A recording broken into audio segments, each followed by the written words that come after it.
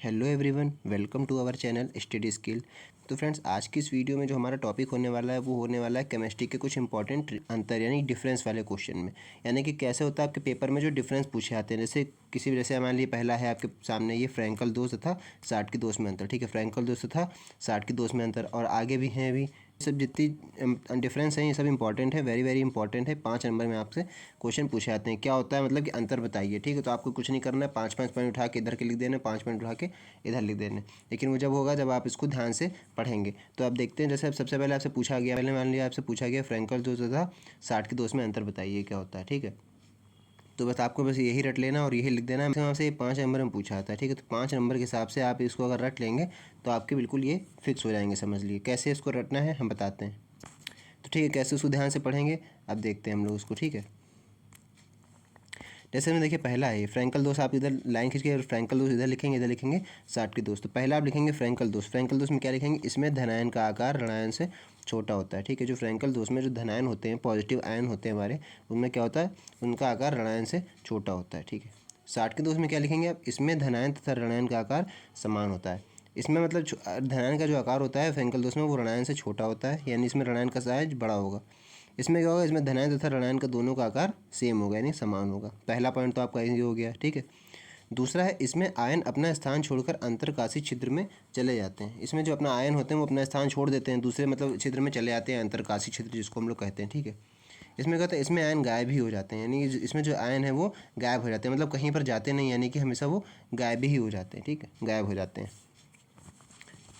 फिर तीसरा, इसमें घनत्व में कोई परिवर्तन नहीं होता है। ये जो घनत्व इसमें होता है इसमें कोई भी परिवर्तन नहीं होता है। ठीक है, असमान रहता है, यानी कोई भी परिवर्तन, कोई भी चेंज नहीं होता है। इसमें क्या, इसमें घनत्व कम हो जाता है। इसमें जो घनत्व सेम मतलब कोई परिवर्तन, इसमें घनत्व में कोई परिवर्तन नहीं होता है और इसमें घनत्व कम हो जाता है। ठीक है, बढ़ता नहीं है, मतलब और भी और कम हो जाता है साठ के दोष में। ठीक है, चौथा है इस दोष से एक रिक्ति बनती है। इस दोष से एक रिक्ति बनती है, यानी कि फिलअप, जैसे आप जानते हैं डैश, यानी कि एक रिक्ति बनती है। इस दोष से दो रिक्तियाँ बनती हैं। ठीक है, इस दोष से दो रिक्ति बनती है। ठीक, इतना आपको बता देना है। फिर लास्ट पॉइंट आप लिखेंगे इसमें परावैद्युतांक का मान बढ़ जाता है। जो परावैद्युतांक का इसमें वैल्यू होती है वो बढ़ जाती है। इसमें क्या होगा, इसमें परावैद्युतांक का मान अपरिवर्तित रहता है, अनचेंजेबल रहता है। ठीक है, चेंज नहीं होता है। ठीक है, अपरिवर्तित रहता है। तो आपको फ्रैंकल दोष और शॉर्ट दोष के बारे में अगर इतना सब कुछ पता होगा तो आप 5 नंबर अपने आराम से पक्के कर सकते हैं। ठीक है, वेरी इंपॉर्टेंट क्वेश्चन है, आपसे पूछा ही पूछा जाता है। ठीक है, तो आप इसको अच्छे से तैयार कर लीजिएगा। ये था हमारा फ्रैंकल दोष और शॉर्ट दोष में अंतर। ठीक, फिर फ्रेंड दूसरा, धात्विक चालक तथा वैद्युत अपघटनी चालक में क्या अंतर है। देखिए, धात्विक चालक क्या होते हैं और वैद्युत अपघटनी चालक क्या होते हैं, दोनों अलग अलग हैं। दोनों के बारे में हम लोग बात करेंगे। तो पहला, जैसे यहाँ पर आप देख रहे हैं, इसमें लिखा है पहला पॉइंट,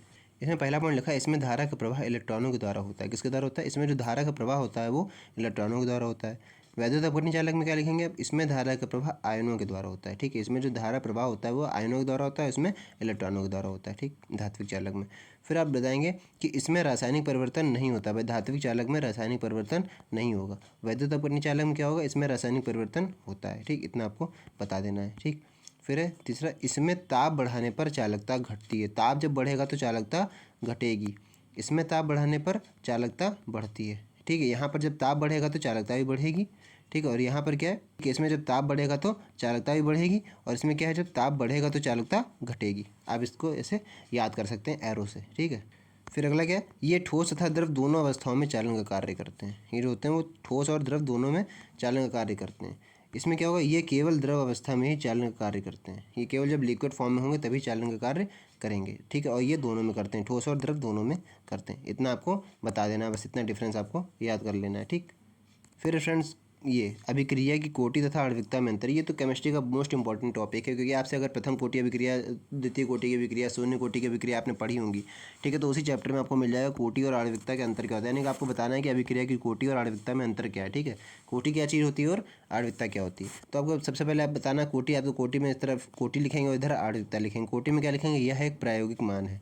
ये जो कोटि होता है यह किसी का, ये जो है प्रैक्टिकली मान है, प्रायोगिक मान है। ठीक है, आणविकता क्या होता है, यह एक सैद्धांतिक मान है। ठीक है, यह एक सैद्धांतिक मान है। ठीक, सेकंड, अभिक्रिया की कोटि शून्य, भिन्नात्मक तथा ऋणात्मक हो सकती है। अभिक्रिया की जो कोटि होती है ना, शून्य भी होती है और भिन्नात्मक भी हो सकती है तथा ऋणात्मक भी हो सकती है। ठीक है, जो कोटि होती है। लेकिन आणविकता क्या होता है, यह कभी भी शून्य, भिन्नात्मक तथा ऋणात्मक नहीं हो सकती। अभी आणविकता जो होती है वो कभी भी शून्य नहीं होगी, ना कभी भिन्नात्मक हो सकती है, ना कभी ऋणात्मक होगी। ठीक है, तीसरा आप लिखेंगे यह वेग तथा अभिकारक की सांद्रता में संबंध बताती है। ठीक है। यह वेग तथा अभिकारक की सांद्रता में संबंध बताती है।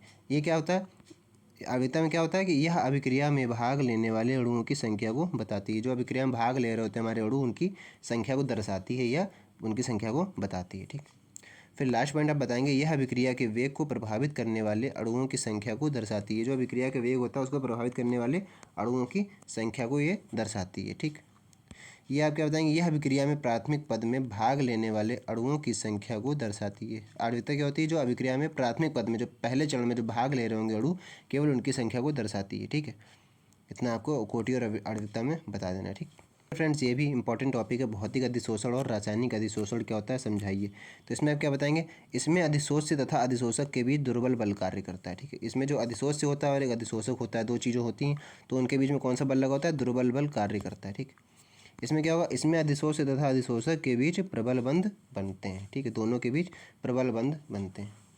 फिर आपको बताना, इनकी प्रकृति विशिष्ट नहीं होती है। ठीक है, इनकी जो प्रकृति होती है वो कैसी होती है, विशिष्ट नहीं होती है। इसमें सेकंड में इसमें क्या बताएंगे, इनकी प्रकृति विशिष्ट होती है। ठीक है, इनकी जो प्रकृति होती है वो विशिष्ट होती है।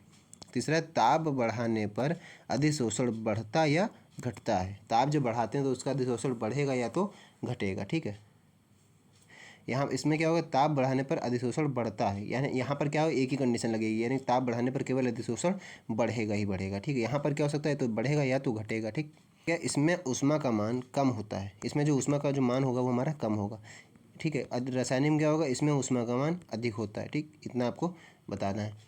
फिर फिफ्थ है, सक्रियण ऊर्जा कम होती है। सक्रियण ऊर्जा जो होती है इसमें वो कम होती है। देखिए, ऊष्मा का मान भी इसमें कम होता है और सक्रियण ऊर्जा भी कम होती है। ठीक, यहाँ पर क्या है, इसमें ऊष्मा का मान भी अधिक होता है और दूसरा इसमें क्या है, फिफ्थ वाला, और इसमें फिफ्थ वाला पॉइंट क्या है, सक्रियण ऊर्जा भी अधिक होती है। यानी कि ऊष्मा का मान भी अधिक होगा तो सक्रियण ऊर्जा भी अधिक होगी, और इसमें ऊष्मा का मान कम है तो सक्रियण ऊर्जा भी कम है। तो इस तरह से भी आप इसको याद कर सकते हैं। ठीक है फ्रेंड्स, ये भौतिक अधिशोषण और रासायनिक अधिशोषण में डिफरेंस था। ठीक है, ये फ्रेंड्स ये 4 इंपॉर्टेंट अंतर थे जो कि आपसे पेपर में पूछे जाते हैं। इसमें से कोई भी आपको 2 से 3 अंतर फंस सकते हैं। इसको फ्रेंड बड़े आराम से और केयरफुली पढ़िएगा।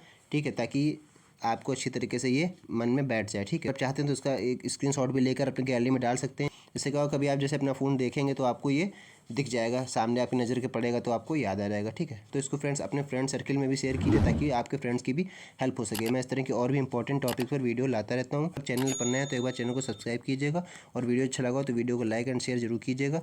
तो फ्रेंड बस आज की वीडियो में इतना ही, मिलते हैं नेक्स्ट वीडियो में, तब तक के लिए जय हिंद।